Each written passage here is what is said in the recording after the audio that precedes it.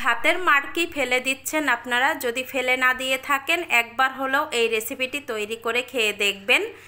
ভাতের মাড় দিয়ে পাঁপড় তৈরি করে মাস জুড়ে সংরক্ষণ করতে পারবেন। প্রথমে ভাতের মাড় নিয়েছি, আমার যতটুক পরিমাণে লাগবে ততটুক পরিমাণে নিয়ে তাতে 1 কাপ দিয়েছি ময়দা, স্বাদ মতো লবণ দিয়ে দিলাম। অবশ্যই ময়দা দিয়ে তৈরি করবেন, তাহলে ভালো রেজাল্ট পাবেন।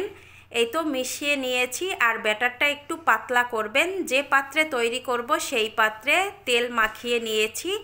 এখন 1 চামচ করে ব্যাটার দিয়ে সমান করে এই তো ভাপে বসিয়ে দিলাম। বেশি না, 30 থেকে 40 মিনিট ভাপ দিয়ে নিলেই হয়ে যাবে। 40 সেকেন্ড পর নামিয়ে নিচ্ছি।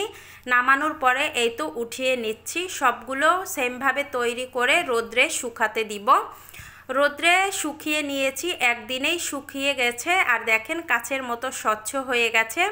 এপাশ থেকে ওপাশের হাত দেখা গেছে, আর তেলে ভাজি করেও দেখাচ্ছি আপনাদের কত সুন্দর হয়েছে এই পাঁপড়গুলো। তেলের মধ্যে দিয়ে একটু নেড়ে চেড়ে নিলেই পাঁপড়গুলো ভাজি হয়ে যাবে। সবগুলো পাঁপড় ভাজি হয়ে গেছে আর খুবই মচমচে হয়েছে।